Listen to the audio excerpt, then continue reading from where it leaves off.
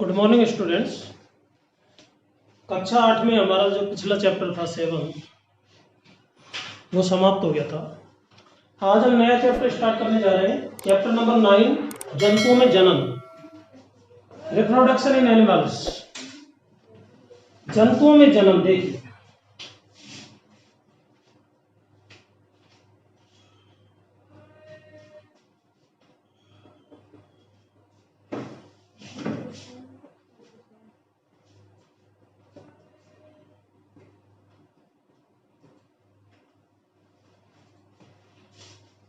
जनन एक्चुअल में होता क्या है, इसके बारे में पिछली क्लासेज में भी आपने थोड़ा बहुत अध्ययन किया है। प्रत्येक संतति में अपने समान प्रत्येक जो जीव होता है, प्रजाति होती है, उसमें अपने समान संतति उत्पन्न करने की क्षमता पाई जाती है। इसे कहा जाता है जनन। जनन का महत्व क्या है? अगर जनन नहीं होता तो कोई भी प्रजाति नहीं होती, यानी कि जनन के कारण ही उत्तरजीविता बनी रहती है, अस्तित्व बना रहता है विभिन्न जीवों का। तो सबसे पहले तो हम ये जानेंगे जनन है क्या। तो जनन यानी कि प्रत्येक प्रजाति अपने समान संतति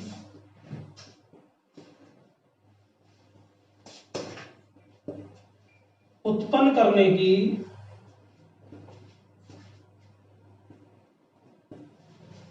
क्षमता पाई जाती है,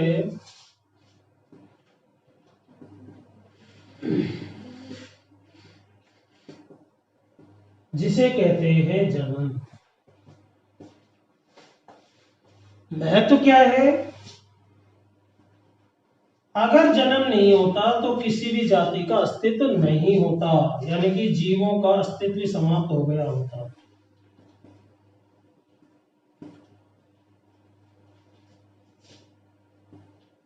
बनाए रखने के लिए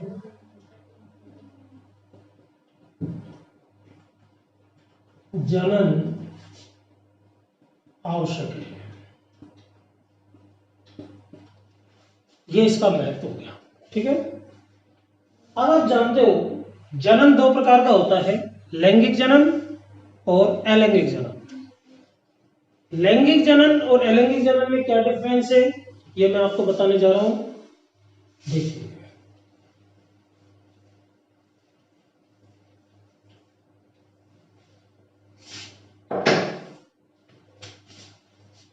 जनन दो प्रकार का होता है। पहला लैंगिक जनन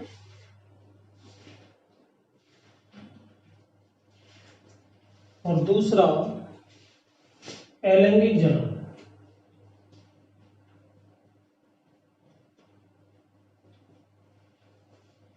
लैंगिक जनन में सेक्सुअल रिप्रोडक्शन में नर और मादा युग्मक आपस में संयोग करके संतति का निर्माण करते हैं। अर्थात इसमें नर और मादा दोनों अलग अलग जरूरी है, नर और मादा के संयोग से संतति बनती है। ऐसे जनन को कहा जाता है लैंगिक जनन। और जो निम्न श्रेणी के जंतु हैं, जैसे अमीबा, हाइड्रा,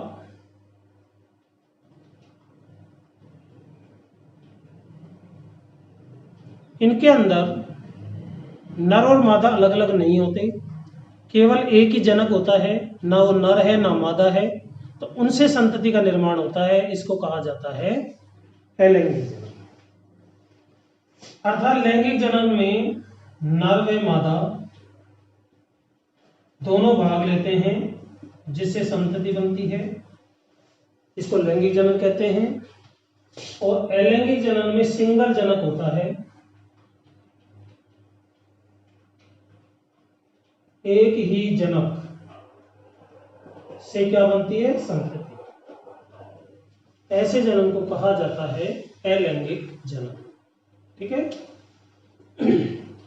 इस चैप्टर में अलैंगिक जनन तो हटा दिया है पाठ्यक्रम से। अब हम लैंगिक जनन के बारे में पढ़ने वाले हैं, विशेष रूप से मनुष्य के अंदर। मनुष्य में नर और मादा अलग अलग होते हैं। जो पुरुष होता है उसमें नर जनन तंत्र पाया जाता है, और जो महिलाएं होती है उनमें मादा जनन तंत्र पाया जाता है। तो इनके बारे में हम जानते हैं। सबसे पहले नर जनन तंत्र देखिए।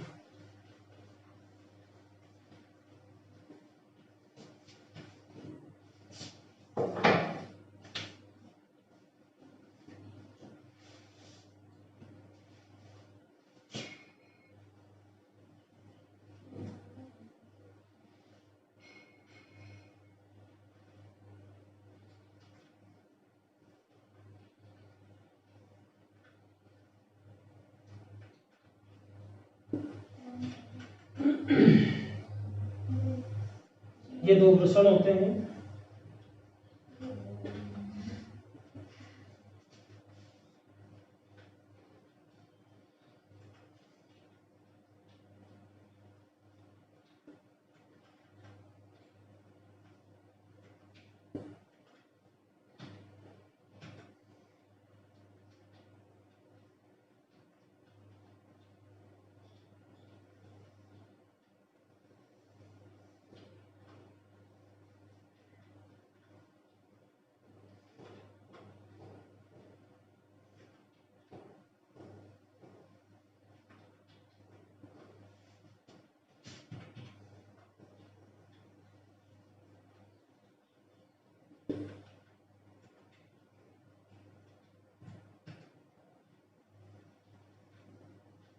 इस तरह से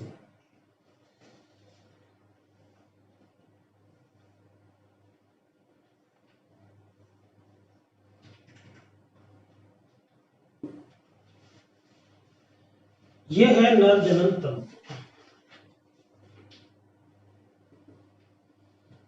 कौन कौन से भाग हैं? यहां पर आप ये देख रहे हो, इनको वृषण कहा जाता है। वृषण, ये शुक्रवाहिनियां होती है।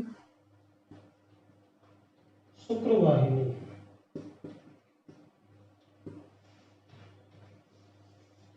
नर में जो दो वृषण पाए जाते हैं शरीर के बाहर, जो वृषण कोश में स्थित होते हैं।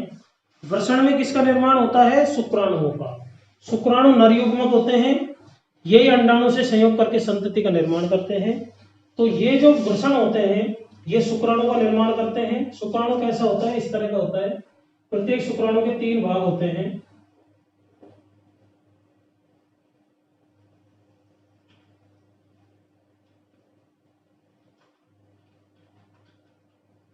इस तरह का ये सिर होता है, ये मध्य भाग होता है, और ये पूंछ होती है जिससे वो गति कर पाता है। तो शुक्राणु के 3 भाग होते हैं। इन शुक्राणुओं का निर्माण करते हैं वृषण। यहां से फिर ये शुक्र वाहिनियों के द्वारा किसमें इकट्ठे हो जाते हैं? शुक्राशय में। ठीक है, और फिर वहां से ये निकल करके अंडे से संयोग करते हैं। तो ये नर वृषण तंत्र है, नर जनन तंत्र है। इसके बाद मादा जनन तंत्र। यहां पर एक बात ध्यान रखनी है कि नर युग्मक कौन सा होता है? शुक्राणु।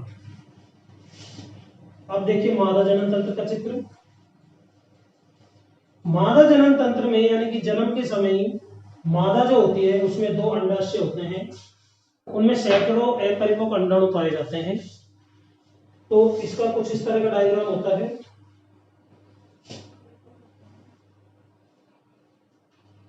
मादा जनन तंत्र,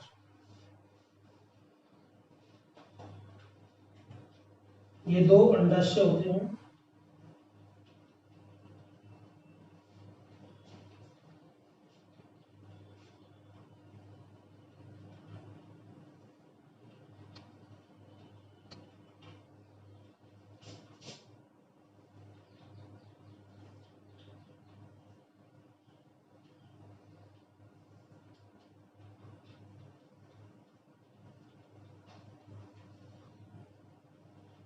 इस तरह से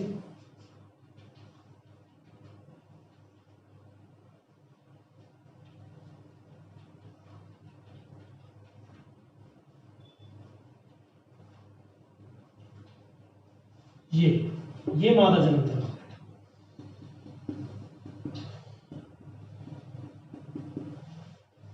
यहां पर ये जो दाएं और बाएं हैं ये अंडाशय कहलाते हैं।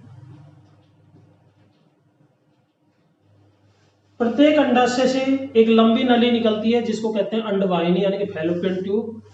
तो ये जो है ये अंडवाहिनी है। क्या है ये? अंडवाहिनी। इनमें अंडों का निर्माण होता है और वो अंडा अंडवाहिनियों के द्वारा यहाँ पर पहुंचता है। जैसे इसके द्वारा स्रावित होगा तो यहाँ पहुंचेगा, इसके द्वारा स्रावित होगा तो यहाँ पहुंचेगा। शुक्राणु नीचे से इस तरह से प्रवेश करते हैं।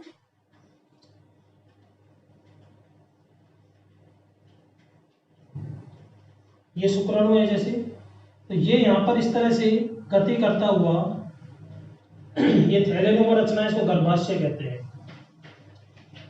शिशु का विकास यहीं पर होता है। तो ये जो शुक्राणु होता है ये गति करता हुआ अंडाणु तक पहुंच जाता है। और जब शुक्राणु का संयोग अंडाणु से हो जाता है तो वो कहलाता है युग्मनज, निषेचन कहलाता है, युग्मनज बन जाता है। फिर युग्मनज वहां से गति करता हुआ गर्भाशय में आ जाता है।